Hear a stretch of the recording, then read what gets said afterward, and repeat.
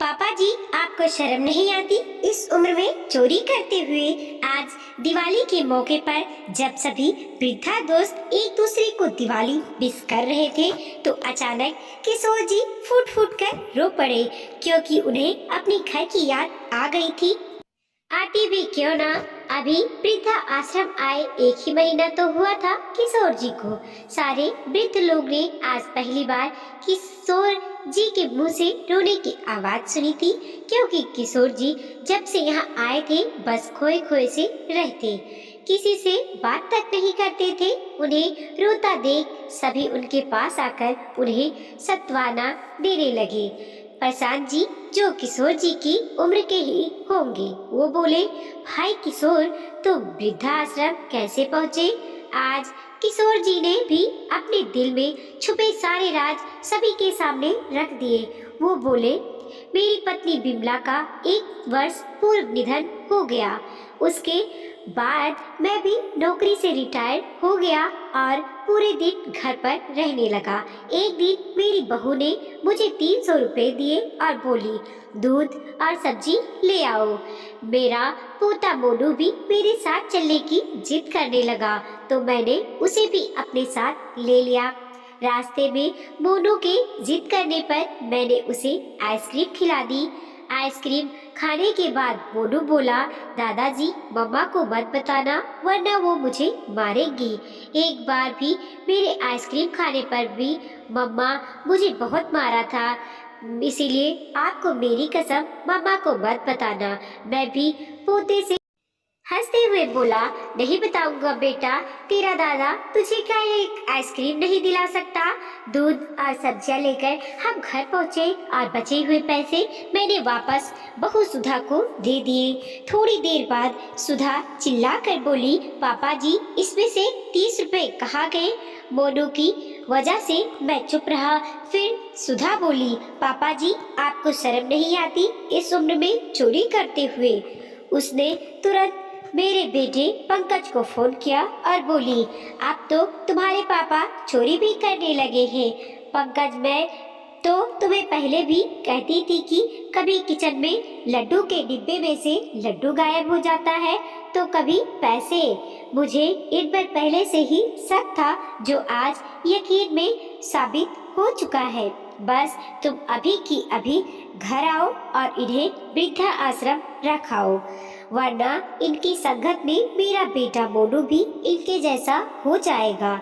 यह सब कुछ सुनते ही मोनू डर गया और बोला, मम्मा, दादाजी ने कुछ नहीं किया है, मैंने ही इनसे आइसक्रीम खिलाने को कहा था और आपको नहीं बताने को कहा था, और किचन में से लड्डू भी मैं ही खाया करता था। दादाजी को मेरे किए की सजा मत देना मम्मा। सुधा चिल्ला कर बोली, तू चुप कर, आया बड़ा दादाजी का चमचा। तू चुपचाप अंदर के कमरे में जा और वापस बाहर मत आना।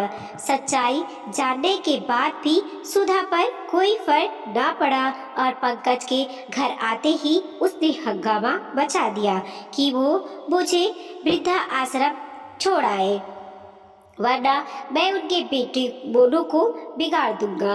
पंकज ने भी बिना सच जाने मुझे अपने कपड़े पैक करने को कह दिया और बस फिर दूसरे दिन ही मुझे यहाँ छोड़ दिया गया। जब से बिमला मुझे छोड़कर गई थी, बहू सुधा को मेरे काम करने में बहुत जोर आता था। यह बात मैं जानता था, मगर यह नहीं जानता था कि वह मुझे घर से निकालने के लिए मुझ पर चोरी जैसा खिलौना इल्जाम लगा देगी। आज मुझे मेरे पोते मोनू की बहुत याद आ रही है। हम दोनों ऐसे ही हर दिवाली साथ में मनाते थे। मोनू और मैं मिलकर फुलझड़ी और पटाखे जलाते थे। उनकी यह दुख भरी कहानी सुनकर सारे वृद्धा लोग रो पड़े। दोस्तों, आज बहुत घरों में वृद्धा लोगों के साथ यही होता रहा है।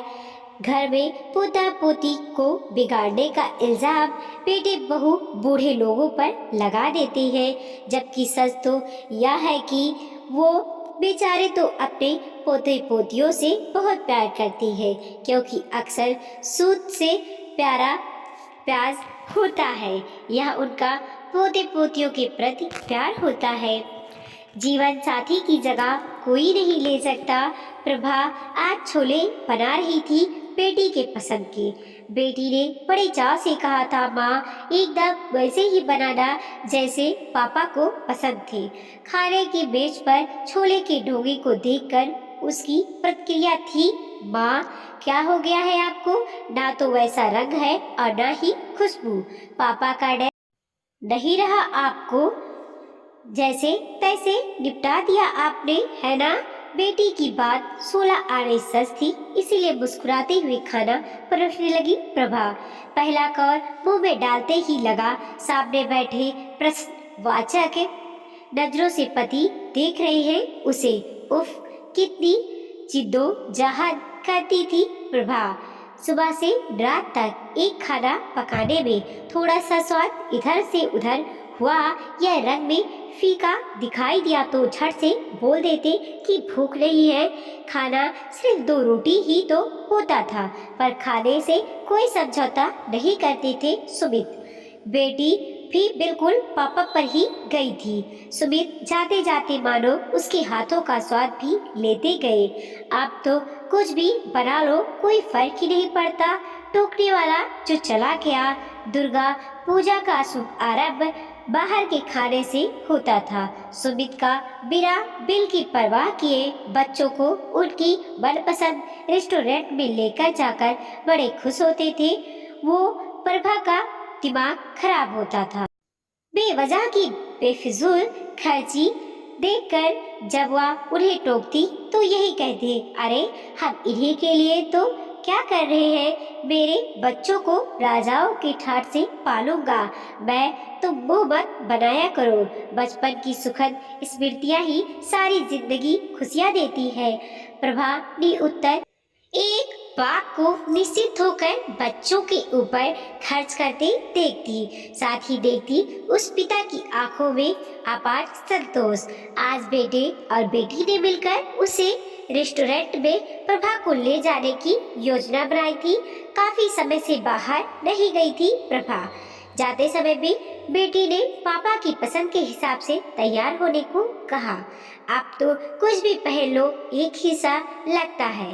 जब सुमित आंखों से ही समझा देते थे कि साड़ी ठीक नहीं रही, बिंदी टेढ़ी है, सिंदूर नाक पर फैल रहा है।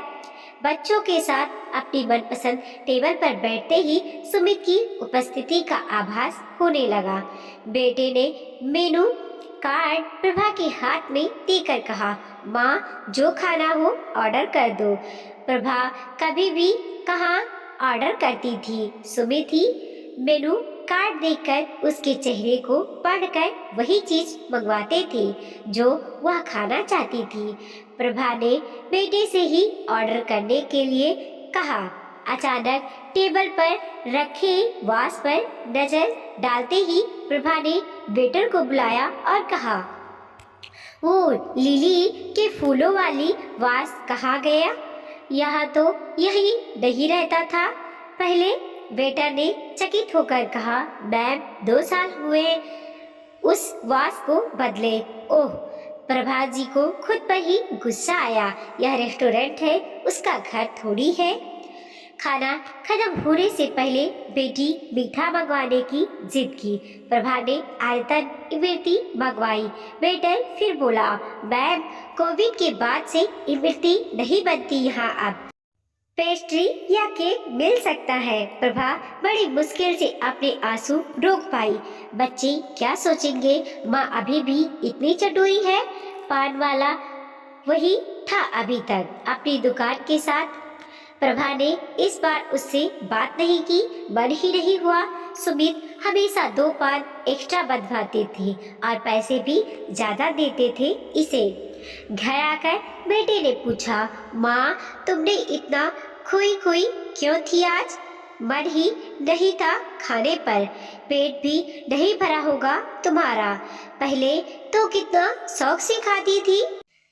प्रभा चाहकर भी अपने मन का खालीपन बच्चों को दिखाकर कमजोर नहीं पड़ना चाहती थी। अपना पक्ष रखते हुए बोली, अरे अब उम्र हो रही है मेरी जीभ पर लगाम रखना जरूरी है कि नहीं। रात को सुमित की फोटो के पास जाकर बिफर पड़ी। क्या जरूरत थी इतनी जल्दी जाने की? कुछ साल और साथ नहीं रह सकते थे तुम? मेरे हर शौक को, हर पसंद को इतना बढ़ावा देकर अब चले गए। मैं बच्चों से कह ही नहीं पाती अपनी इच्छाओं के बारे में। आह, शान सा लगता है। उसके सम्मान और प्यार के साथ मेरा यह रवैया बिल्कुल भी ठीक नहीं। पर मैं क्या करूं? तुमने तो मेरे बिना कुछ कहे ही सारे शौक पूरे किए। अब किसी से कहकर मांगने की आदत ही नहीं रही। तुम्हारे सामने हमेशा तुम्हें टोकती रहती, डांटती रहती बेफिजूल खर्ची पर। अब मैं भी यह स्वीकार करती हूँ, तुम्हारे इसी बड़े मन की प्रत्यक्षदर्शी थी मैं। कंजूस और बात बात पर पैसों की बात करने वाला पुरुष नहीं थे आप। आपने ही बेटा बेटी से कुछ मांगते हुए बहुत संकोच होता है।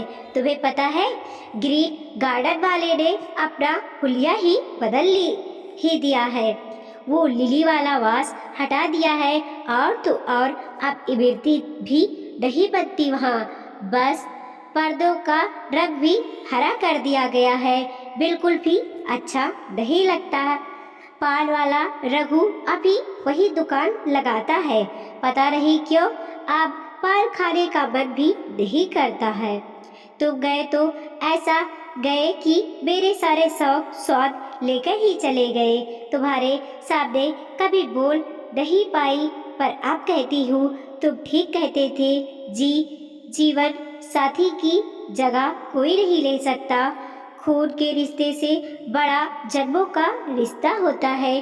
तुम्हारी छाया में बच्चों ने अपने बचपन की सुखद स्मृतियां सजोकर रख ली है।